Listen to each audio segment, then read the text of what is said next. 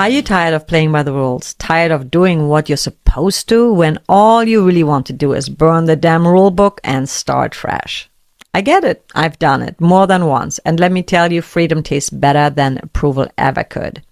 Welcome to Her Gypsy Rebel, the podcast for those who crave more creativity, more space, more of your own damn life on your own terms.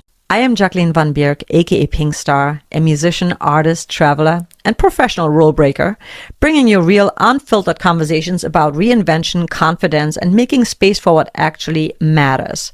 So grab a coffee, a tea, something a little stronger, because this is where the rebellion begins. Hello and welcome to another episode of Her Gypsy Rebel.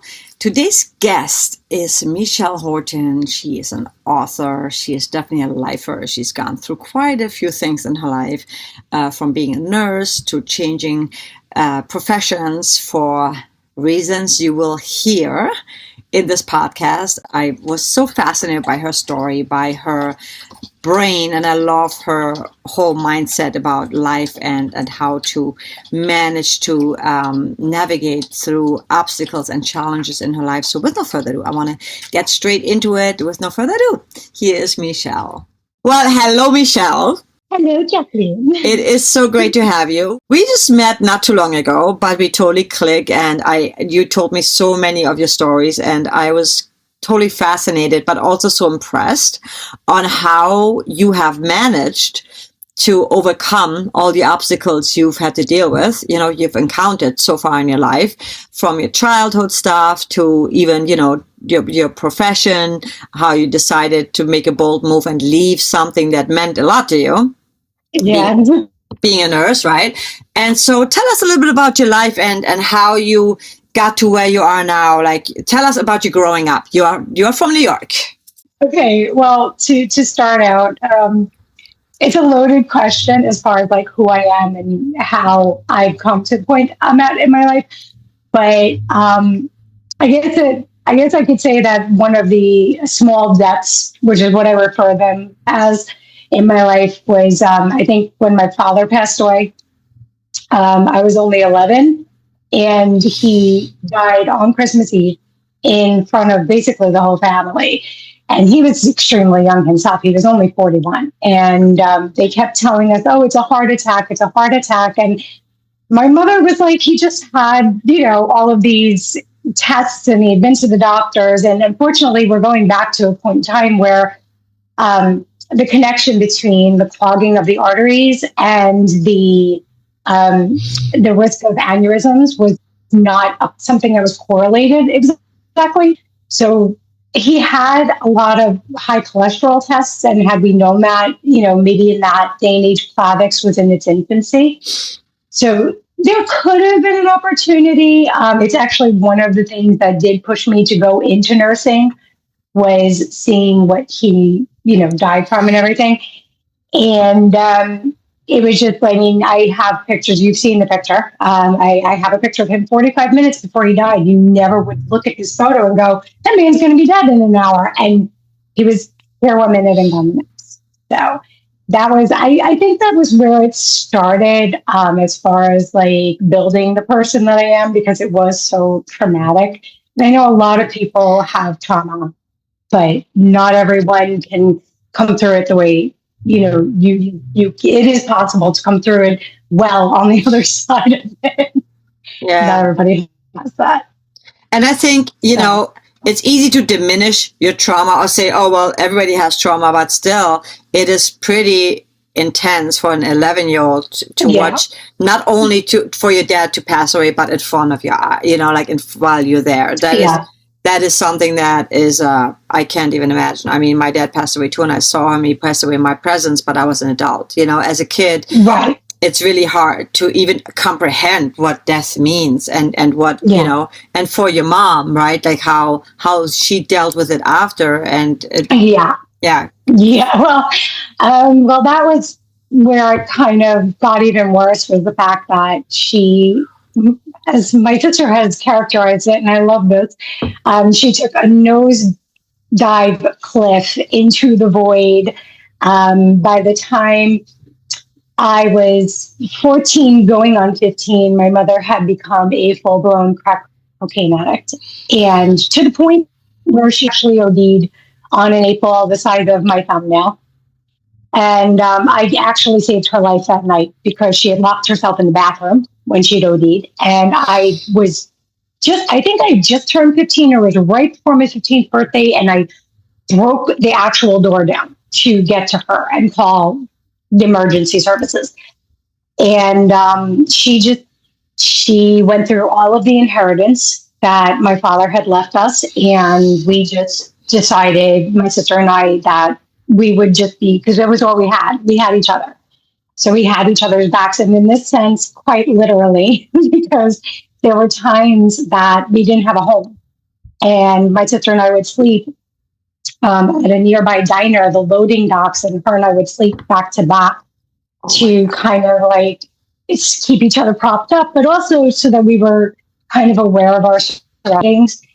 And we didn't have any family that stepped in. We had plenty of family. We had plenty of relatives, those that we shared DNA with.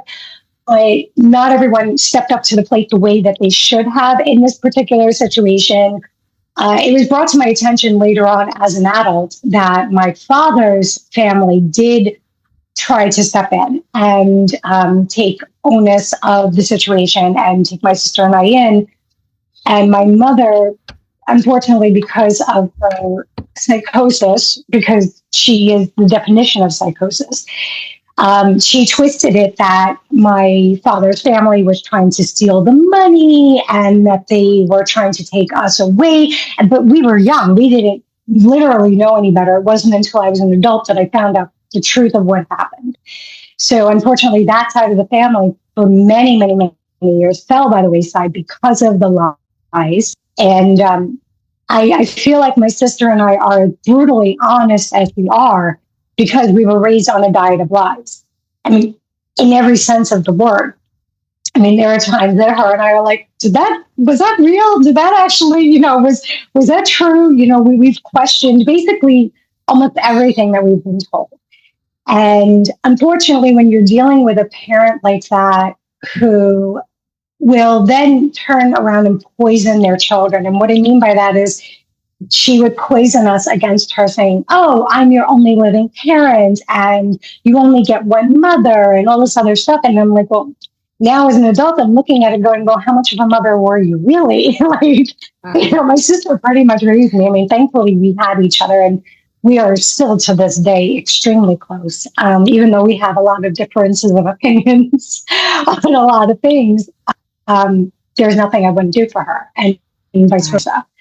So we were fortunate that we had each other, that we weren't alone going through this terrible, terrible time. And that, as I've come to call them, the drug years, lasted from the time I was about 14 until I was almost 20. So this went on for about 6 years. And in that time, I had to grow up really fast and I got a job as soon as I could. I could get steady work as a 16-year-old. And between that and because my dad worked for the city, he had a pension fund. So we had that income coming in. But had it not been for that and my paycheck, and then I actually applied for food stamps, whatever I could to help support myself. And eventually I was able, with my sister's help, to get out from that situation. Because even when they came off the drugs, the problem is her and my dad, they kicked the addiction to the substance, but not the dynamic which led to the addiction. So their codependency with one another, the arguing, it was a very volatile environment that I grew up in. And finally it came to a head and my sister took me in because at that time she was already married with a child. And so she took me in and then I started working on building a life for myself. And I've done pretty well so far. Right. So did you get into nursing because of that, right? Because you kind of wanted to save. Yeah. And unfortunately, I didn't get the chance to go to school. I had to drop out of school at one point to go to work full time, Right. in order to support myself so that I had a roof over my head. And then at 37 years old, I decided to go back to school. So I was a very seasoned freshman. And I was going through clinicals and all this other stuff. And then COVID happened, and I graduated online. And at that point, I had switched gears to become what's known as an intake nurse and a PCA, which is a patient care advocate. Mm. And I obtained my degrees in psychology in order to fulfill that role, and multiple certifications. And this was all while the world was locked down. And, between that and writing the book that I wrote, that kept me pretty busy. I lost my job because of COVID. And then once I graduated, obviously I started working in that field. And ironically, subsequently ended up leaving because of COVID. And went back to what I had done prior to going to school, which was product development and logistics coordination. Oh, So okay. that's where I'm at now. And I love it. I mean, I still use my psychology background, and I still use my nursing background, especially as far as ingredients are concerned, like what's good, what's not good, and, how to market certain things. So it wasn't a waste of time for me to get my degrees. I just took it in a different direction that it's not normally known for. Right. So, yeah. I think that's awesome, because when you have interest in something, it's always good to learn something new, and especially like in the medical field, when even to compare, because I believe very much in holistic health, but I think it's a good to compare these things. And yeah, I mean, I think we both agree on, for me, I know for sure for me, like when COVID happened, I was very concerned. I was, very scared. And then I got very like, what the fuck's going on? Something ain't right here. Something is just off, Cheese don't smell right here. Yeah. And so, and sadly, it became a very divisive thing to, like, when the vaccines became mandatory and all that kind of BS, that really divided so many people. And I know I was somewhat outspoken about that online, and losing a lot of friends because I was considered being a very selfish person for not taking the shot because I don't care about anybody else. And I was like, wow, like that's when really, and it's interesting because the World Economic Forum and, trying to take over the world and control people, manipulate people. It was such a big experience. Yeah, and an experiment. Like, how far can we push people? How far can we go to control people, scare them, and make them obey, right? And then, exactly. So what was your experience with that? Because you were in the medical field still, where you kind of saw a little bit behind the scenes what's going on, because there was so many twisted, like, and double messages. Like, some people would say, would say straight up, like, I'm a nurse and I see what's happening. The hospitals are not full. And also, like, everyone who's sick and who's dying, if they happen to have COVID, just write it under COVID. Like, even if it was not really COVID. If it wasn't a result of it. Yeah. Yeah. No, absolutely. And I think, so for me, it was really funny because I was making the transition from product development into nursing when COVID hit. And my boss at the time was, because I have so many issues with my own health, in terms of like autoimmune diseases.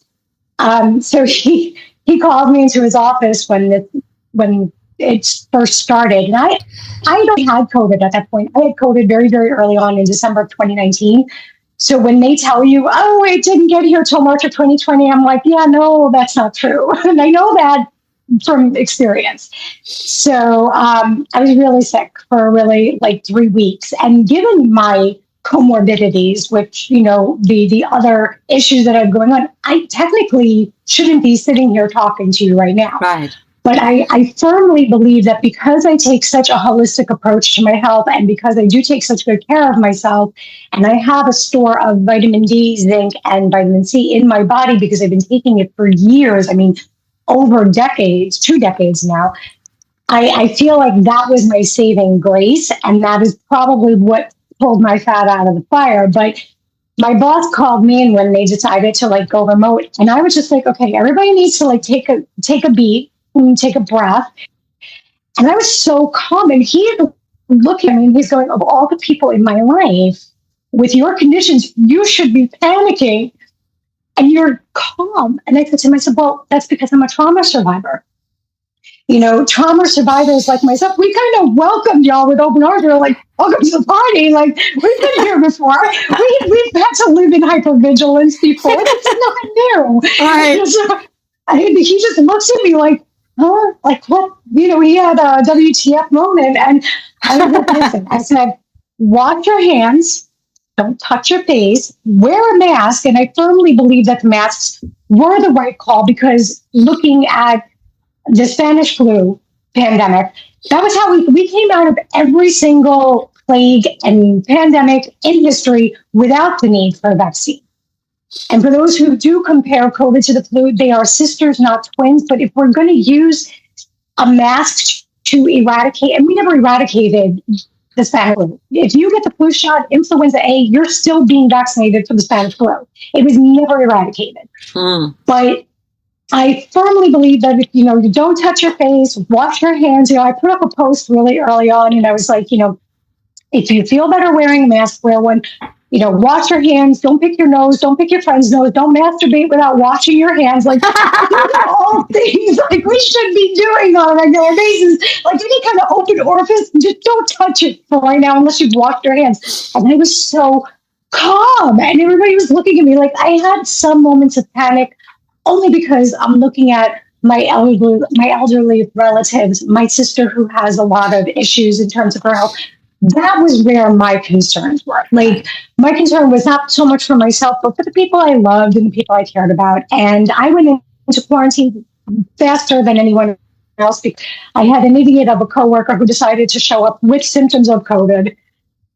And forget me, I had another coworker just come off of chemo. So my boss was like, yeah, no, we're not, they were CYA in it. You know, they didn't want to be responsible if anybody got sick and died. So they sent us home and they put us under lockdown. And that was in early March before the world went on lockdown. But I'm kind of looking around and I'm watching the trend and I was able to accurately predict exactly when we would hit the peak and when we would come out of it. And the only reason that I was able to do that was because I followed the same model that the Spanish flu took, the same path that the Spanish flu took.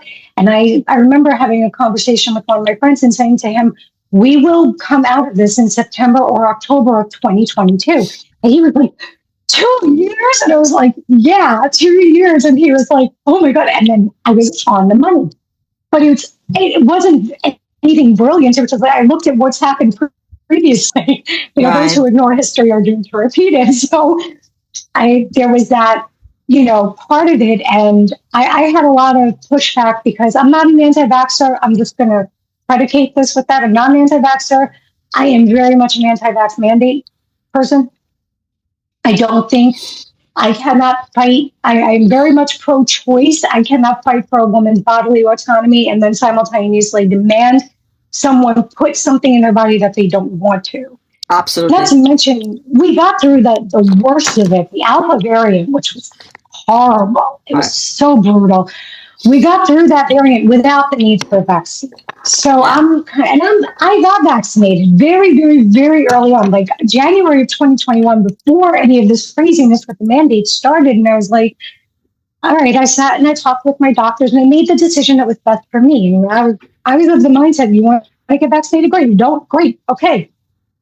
Like, it's your body, it's your choice. You know, you can't make that argument for a woman's right to choose. And unfortunately, most of the pushback on this did come from the Democratic or liberal. And then additionally, you know, I mean, even within my own family, the person you and I have in common here, I had words with family members because I wasn't going to let him get vaccinated. Not with the risk that it would have imposed. And I'm like, and I said to this person, because they didn't want him to come for Christmas because he hadn't been vaccinated. And I said to her, I said, well, how many times have you had COVID? 5. When did you get vaccinated? few months ago. Well, there you go. Yeah. Yeah. There you go. I'm going to turn a light here so that it's not so dim. So, yay! Nice. The sun is starting to set. I'm like, it's getting dark in here. So, I mean, just I think a more holistic approach is what is necessary. I mean, even with a medical background. I mean, my parents raised us very holistically. So I feel like that was a great way for me to get through COVID, is that I did treat it so holistically. And I had COVID multiple times and I'm still kicking. So that's my point, is like, yes, it was detrimental. Yes, people who had severe comorbidities, like people like my sister who has a trifecta, asthmatic, high blood pressure, and diabetes. That person, that's a risk. That's a risk. But people who, like you, who are in fantastic health, there's no reason for that. You know, and Go ahead. Caught shit. No. I caught a lot of crap online for not, and being someone in the medical field and not saying, yeah, you have to get vaccinated. Like I caught a lot of stuff. I get kind of lucky as far as like being like I was in Germany and my mom was really sick. Actually, she just had an operation. Yeah. And I think that's why I was freaking out. I was like, oh my God, I don't want to make sure she's safe. But then again, at some point I was like, you know what, this something is fishy. And then when they started to mandate it, I was like, definitely not. I'm not going to take that shit. Like you don't make me feel guilty for someone else's neglect to their health, or if someone else has a condition that's still not my responsibility or my fault. Exactly. And I think that kind of crossed the line where I was like, and also the fact, let's be honest, like I don't like big pharma at all, because there's so many holistic approaches that you can take to, like you said, vitamin D, vitamin C, and then even when ivermectin, when Joe Rogan was talking about it. Yeah, that whole thing, yeah. You can't, when you start shutting people down and we can't have a conversation, that's when you realize that smells like socialism to me, where I grew up. And I know that, if I don't agree with you, then I'm a traitor. I'm not good. And I'm like, wait, exactly. If we all agree on the same thing, that's not right. And, so that kind of hit me and made me realize, like Jim, that we both know, when he used to tell me these things, that the government wants to control, and I was so mad because I escaped that. So I was like, no, I'm an optimist, and I'm still really optimistic that we are going through a dark phase, and we will come out of it light, because the truth is being spilled out, revealed, and there has to be friction because there's resistance, right? But we're getting through it, and I love that we both talked about this too. It's like, and I love, first of all, I love that. And I used to be a way more democratic person myself, because, because I don't even want to say democratic, maybe like even liberal, but liberal to me means being tolerant. Liberal to me means being a free thinker, right? That's what I would describe as a liberal, but apparently that's not what it is. And I love the definition has changed. Has so changed. And I love that you, who used to really be a Democrat, we're like, okay, this is, and still are, the definition of, right? The definition of being a Democrat. Yeah. And I love that you said, this is enough. This is crossing the lines, and I cannot support this anymore, because this is not, this is just not right. We're entering. And I'm not alone. Yeah. We're not alone. There are so many voices. I don't know if you know who she is, but Jillian Michaels. Yes, I love that she spoke out. Yes. I love her. I listen to her all the time. She's so fascinating. But even her people like Dave Rubin, who was one of the founders of the Young Turks, has kind of had a WTF moment, and he has become an independent voice and has supported Donald Trump. And I don't believe that anyone should blindly support anybody, nobody. And, it's that, like I said to you previously in other conversations, I'm still a Democrat. I'm a classic liberal. I was abandoned by my political party. But, I think for me, I can't even call it a red pill moment because it was a black pill moment. It wasn't even red, it was black. It was actually as far as, hi, little one. It was as far back as 2015. I think for me, when I don't know if you remember when Obama was in office, but there was the whole Ebola outbreak. Oh yeah, yes. You remember that? Yes. He wasn't closing the borders. Now I voted for Obama twice. Both times I voted for him, but I was still like, why aren't you closing our borders? Like this is a threat to the people who pay your salaries. Like that's how I look at it. Everything is transactional. We pay your salary. This is what you're supposed to do. Right. And when he didn't close the borders, I was extremely, very opposed and vocally so. And I got so much backlash from so many people. And I'm looking at them like, when did you become a sheep? And then, to hear like all of these people like, backing him up when Trump closed the borders. Now, I didn't vote for Trump in 2016. No, I couldn't bring myself to do it. I didn't agree with a lot of his policies. Not him as a person, but as a policymaker. There's a difference. Most people don't separate personality and politics. And that's where the problem is coming in from. I was like, wait a minute, everybody was calling him a xenophobe for closing the borders from China. And I'm like, no, please, for the love of God, close everything. Please just close everything until we can figure this out. Right. And I supported him, and I caught, again, because I am the founder of the Don't Have Sex with Republicans campaign. So, I'm a member of the LGBT community. And so I'm over here supporting Donald Trump, going, please shut everything down until we know what the hell we're dealing with. And I caught so much for them. And I'm like, wait, but this is not a matter of left or right. This is a matter of life and death. There's a difference. And then no one wanted to hear me. And Joe Rogan was not the only person to catch crap about ivermectin and stuff, because when I think for me, where I started to get very suspicious was when they were trying to say it was from a bat at a wet market. Oh yeah. And I'm like, no. And I know for a fact that it did not start, the Chinese government has said that it started in October of 2020. I can tell you that is not true. That is a complete lie. And the reason I know that is because where I was working at the time, we had a point person who lived in China. And in August of 2019, we were sending her PPE because she was like, there's something going on here. There's some type of virus that's spreading. It's very contagious. We were sending her Purell, gloves, and masks in August of 2019. So when they say that it wasn't until October of 2019 that this was, this became a thing, that is a flat out lie. And I know that to be a fact. Mm-hmm. When they said that it came from a bat at a wet market, the average everyday person is not going to look at this under a microscope and see something suspicious. But I did. The fact that this thing had 3 signatures on it, the chances of that occurring in nature is 0.05%. Right. That is such a tiny, tiny amount. It's either a really, really crazy anomaly or it was genetically engineered that way. Right. So I'm looking at this going, yeah, no, this was not from a bat at a wet market.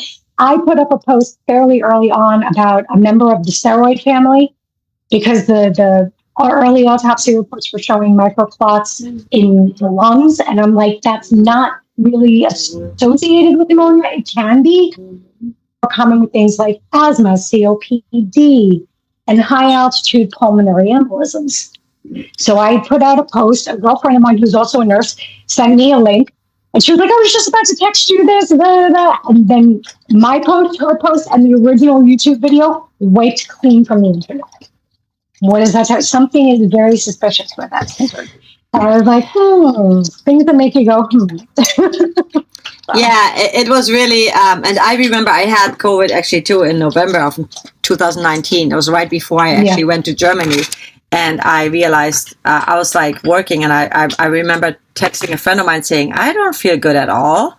So please check in on me. I was actually, because I had like a fever, and I felt really, but I think that it's like, again, everything got so taken out of proportion. But what I started doing, I don't remember who and why and how, but I think this time was so crucial, where the Aquarian age, where the truth is coming out and people are doing their own research and taking their own power back. Because I don't know who sent me like something, but I was looking at, I think it was the World Economic Forum, and there were files of the COVID-19 that were already, I mean, there was no way they could have written all that in a month. There was like a month in, and you could go back.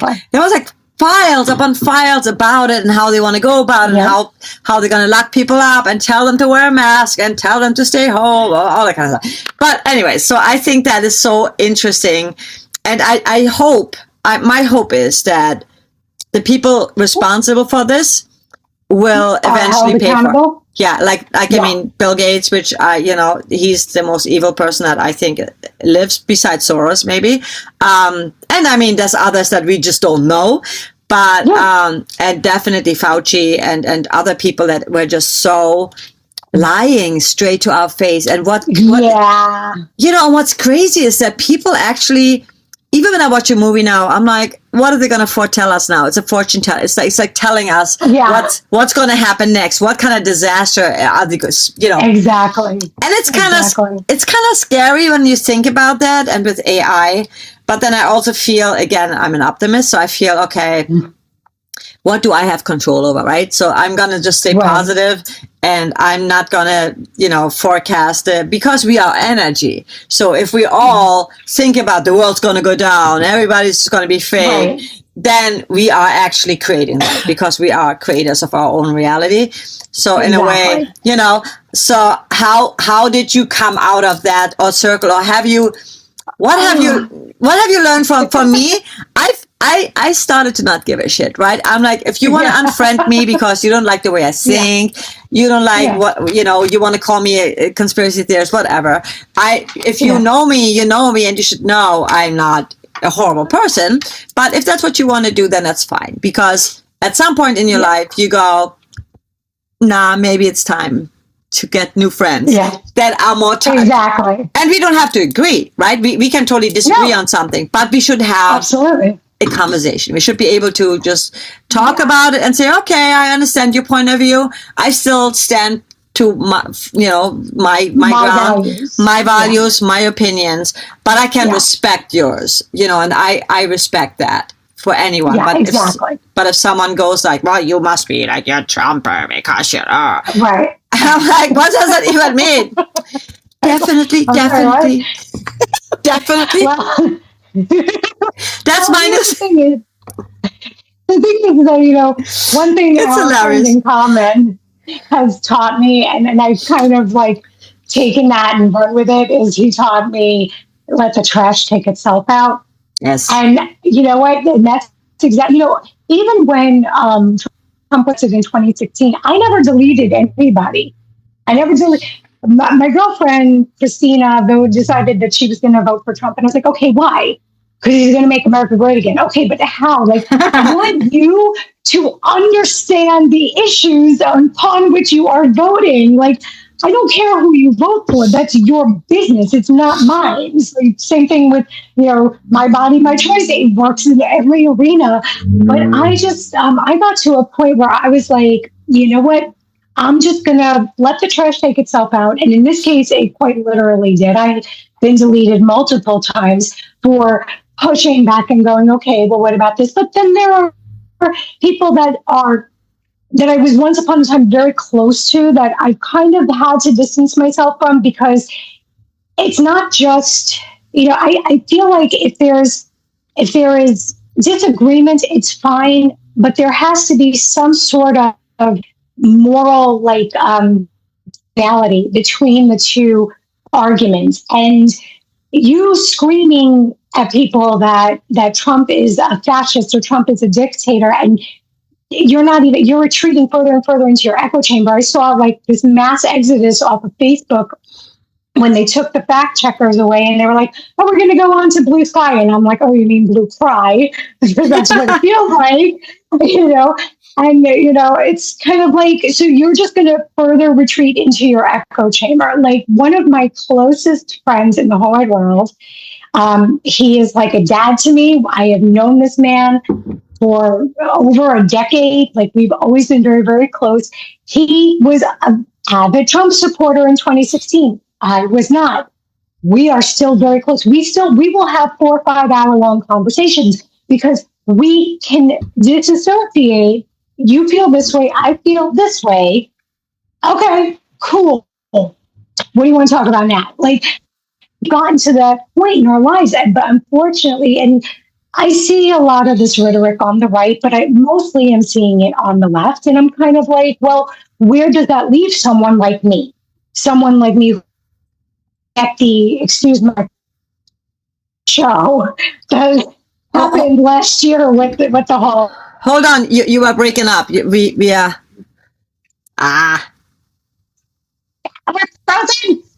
Okay, what'd you say? You broke up. Like you just got juicy. You said something juicy, and then you were like breaking up. You said, you know, where does that leave someone like me with the shit show that we had for 2024 with the whole election cycle with 2024? I'm like, where does that leave someone like me who is classically liberal?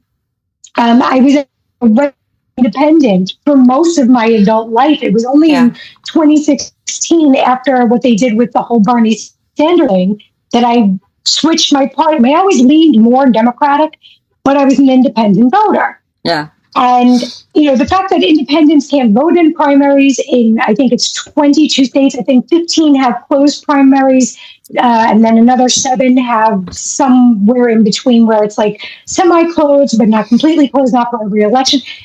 So I was like, I want to be able to vote in the primary. And not only did I get screwed in 2020 from that, but I got screwed in 2024 because they didn't even have a primary in 2024. And I was like, wow. I was like, and I'm just looking at these people who are screaming, vote blue no matter who. And I'm like, you don't have to toe the party line, guys. Like, you got to put country over party. And I guess maybe it is the trauma that I went through for so long that made me more bipartisan. But I can't even say that for 100% because my sister and I had so many of the same experiences. But she is definitely one of those people who leans completely to the left. So it's like, I don't know if it's necessarily nature or nurture. I think I inherited more of my father's knack for diplomacy than she did. She will freely admit that, and I give her credit for that. But I think that I don't think that we can have an open dialogue between the two parties when there is this divorce between personal responsibilities and accountability. You know, and people screaming, oh, well, the government should pay for this, the government should pay for that. That sounds a lot like socialism to me. If the government is paying for everything, you know, and I'm looking at my city right now in the New York City mayoral race, and I'm telling you, if that dude wins, I'm out. I'm done. I'm done with New York. I'm like, I do not want to live in a socialist state. I hear stories like yours, and I'm like, do you people... Okay, by show of hands here, how many of you have actually read The Doctrine of Fascism that was published in 1919? I did. Okay.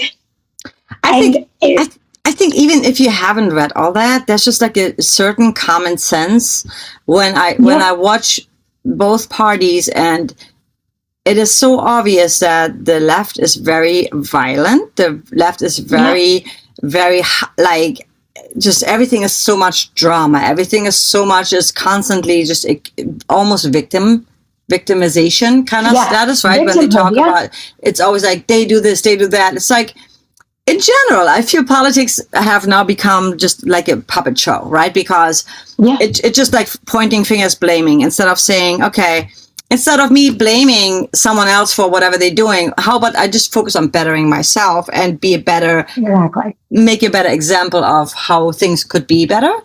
And I think that is the problem with politics. That's what I'm seeing, where it's, if you would just worry about yourself and show, because actions speak louder than words, right? When politicians talk, they talk. And also the fact is, it is just a fact that Donald Trump does what he says. Like 90% of the time, he does what he says. And that to me, is like, that just shows, you know. Yeah. That shows there's value there. Moody kannst du dich bitte hinsetzen neben meinem Bildschirm bist? And so that to me, yeah, but politics, whatever, you know. I think coming from the music industry, and that was also a big turnoff for me in the music industry, because everybody, again, I don't care what you think. I don't care. I mean, I do care, but I don't judge you. You know, if you wanna, I will not agree with it.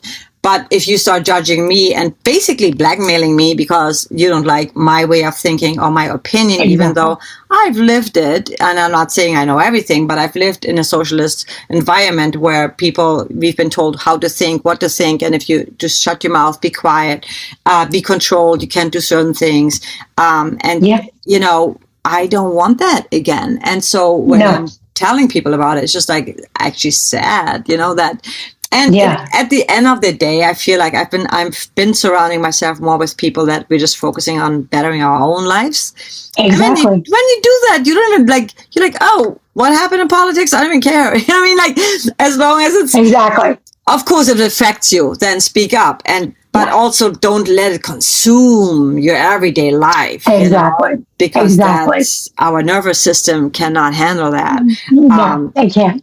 You know, and that's, I also love that you also do yoga, because yoga is, for me, that's my medicine, you know? Yeah, no, it definitely is. I mean, when I got into yoga, I started, it's a really funny story, actually. So I had been suffering from sciatica for about 5.5 years at that point. And it was brutal. And what the place that I was working in, it was in a hair salon, and we had to kind of step, and then you came down to the lobby, and I was on the step and I was calling the next customer, and my knee went out from the pain got so bad from the sciatic nerve. My knee caved in and I went down like that on my knees.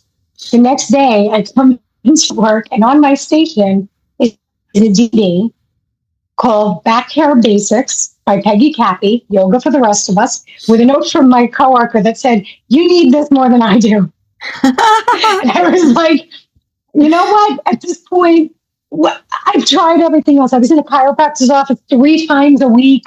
You know, if they, like I would say, if they tell me to stand on my head and chew chiclets, that's going to work. I'll do it. Like whatever it takes. I just needed to be free from the pain, because I had a multitude of issues going on, and I was seeing so many different doctors, and no one could figure out what was wrong with me. Well, I started doing yoga, and within a month, everything started to dissipate. And I was like, well, this is interesting. You know, as my approach when things catch me up, I'm like, oh, this is interesting. What is this asking of me? And I go forward, and I got my teacher training, and I became a teacher, because not only did I realize that it was healing me physically, a lot of how I grasp things now and how I cope with things, that helped me deal with a lot of trauma. I released a lot of trauma through yoga. That was my happy place. That was the place that I could breathe finally. And I was like, well, it helped me. I'm going to help other people. And that's when I became a teacher. And, I think I was licensed maybe 2 months when I had my former spouse thought I was having an aneurysm rupture in my brain, because I was in a tremendous amount of pain. We couldn't figure out what was wrong with me. My body picks Rosh Hashanah weekend to do this. No doctor's offices are open. I'm like, damn it. We ended up in the emergency room. Turns out I have a pinched nerve in my back that runs behind my ear. But had my neurologist, when I finally was diagnosed properly, and she's the one who gave me the overall treatment instead of like, I was seeing a gastroenterologist because I had stomach issues, and I was seeing an ear, nose, and throat specialist because I had vertigo, and I was seeing a dentist because I was having so many dental issues, and I was having this and that. But the neurologist is the one who kind of like put everything together, and she was like, "Oh, this is what you need to do." I was like, "Oh, cool." But she told me, she said, if it hadn't been for your practice of yoga, not that what I have, what I was diagnosed with my back is fatal. But she's like, your experience would have been 10 times worse had it not been for your dedication to that. Mm-hmm. So, I've, gotten to the point where like that's a necessity. That's almost like breathing. That's how necessary it is in my life, because without it, I don't feel as balanced as I normally do. So those times that, we all get busy and we all kind of fall off the wagon a little bit here and there. But when I do that, I feel it. I know it. I'm like, oh, no, gotta unroll the mat. Gotta do it. So, yeah, I can definitely tell. Like when I miss my yoga practice a few days, and I get really. It's become my therapy, my medicine, where I can tell the difference. And what you were saying is also so crucial, like how we are energy, and yoga is really moves energy in our body. So like trauma, pain, are you frozen again? I hope I'm not frozen. Yeah, I know. Yeah. No, you were frozen. And then it says your internet is unstable. But but I want to, so I just love this so much, and we could talk for hours and hours and hours. I want to briefly talk about, not briefly, but I want to bring up that you're an author. You wrote a book during COVID. So I would love for you to tell us about your book, and then we might have to wrap it up, because my house is going to get busy again, and I just love this so much. But we can meet again. It's yes, like you don't know how to find me. I know, that's true. So the book. So my book started, ironically, when I was in college. I had to take a political science class, and it started out as a term paper. That's what this whole thing started out as. And I wrote it in like one afternoon, and it was like 11 pages long. And I gave it to my sister because, God bless her, she has degrees in English and literature. So she's actually my editor on the book. And I said to her, I was like, "Do me a favor, proofread this for me." And she emails it back to me. She goes, "Oh my God, please turn this into a novel." So, at that point, I was turning 40. I was going through a divorce. I was doing, there was all that stuff. So I kind of stood at the edge of 40 and went, okay, now what? Like, what do I want to do next? I've done so many things. What do I want to do? So I started writing it in late 2019. And then, the opportunity arose for me to be home. So I wrote it, the rest of it basically when I was in lockdown. But it's published under a pen name. The name of the book is The Covenant of Magic. And the pen name actually is my great-grandmother's name. So in the book I do, yes. So I took a lot of, you've read the book, so I took a lot of Native American references from the fact that my great-grandmother was full-blooded Native American. But we never knew that because she had been adopted and she had been given an anglicized name. So when I wrote the book and I pulled so many of our references in, I was like, I really want to pay homage to this woman who never got the chance to pay homage to her own heritage. So that's how it became under the name Elizabeth Cross. And plus, it's a great writer's name. I mean, I love it. My real name, but, Elizabeth Cross just sounds so much more, lyrical. I can only say that, I drew inspiration from real life. It's ironic because in the beginning, the bad guy, we'll call him that, had a lot of Donald Trump in him.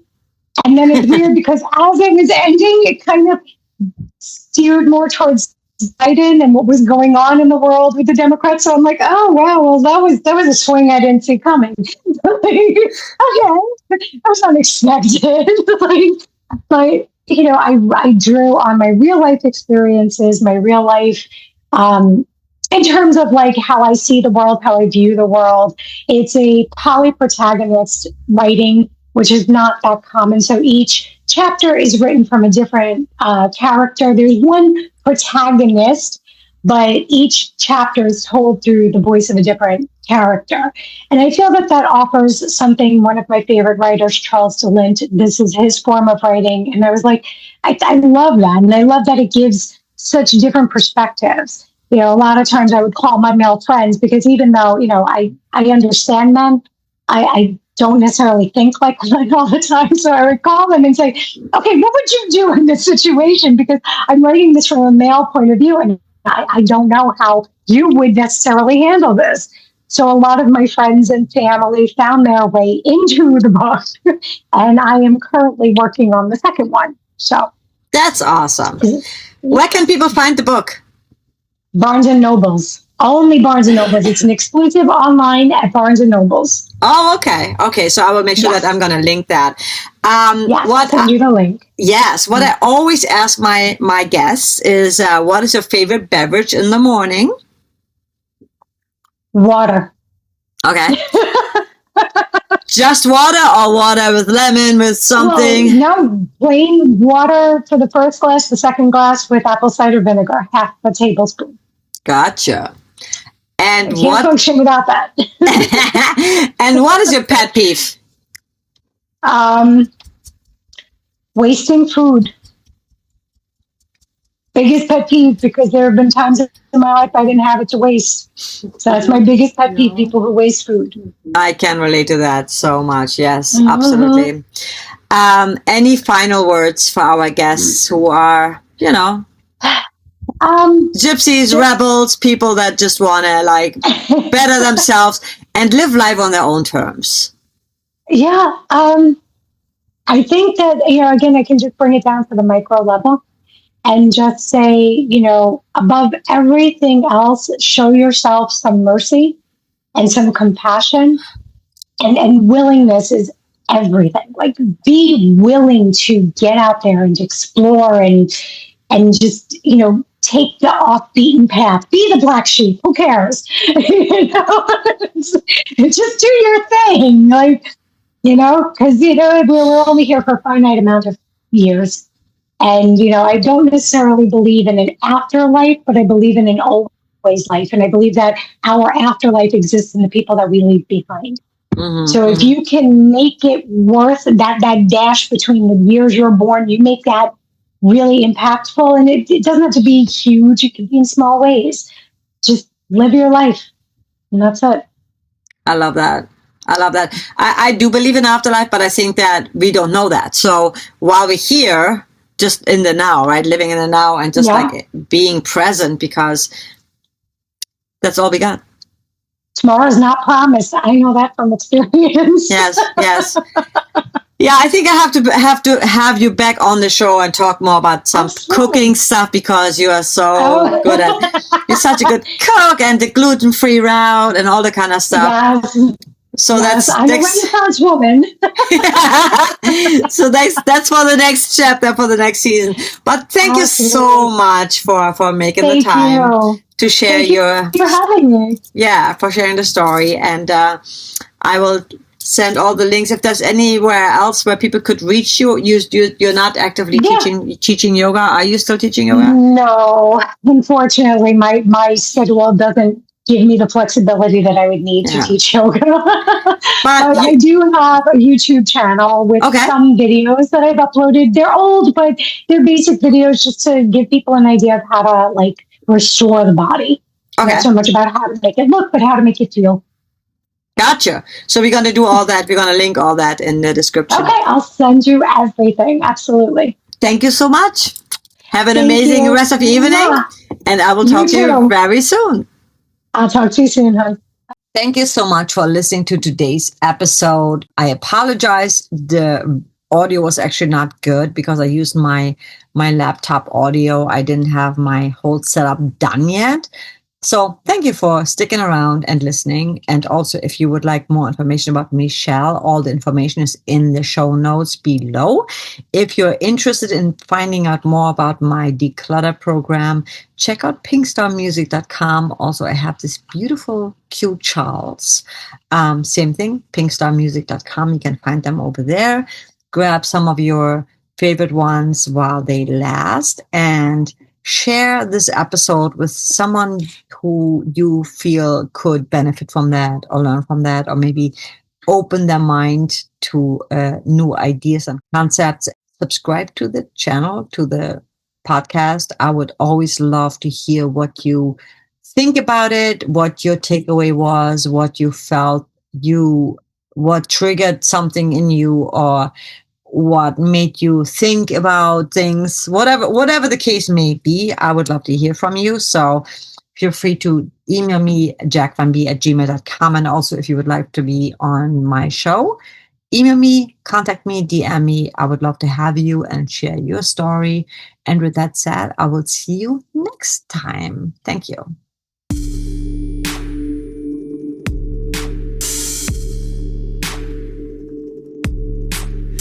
Choking on your love, can hardly breathe.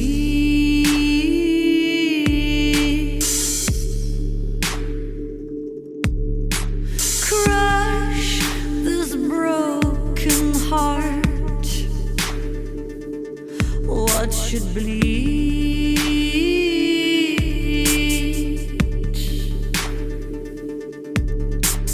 Tear it down so you can build it up.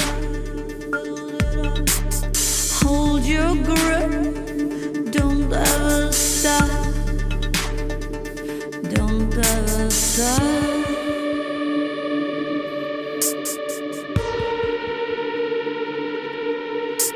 Shut your pretty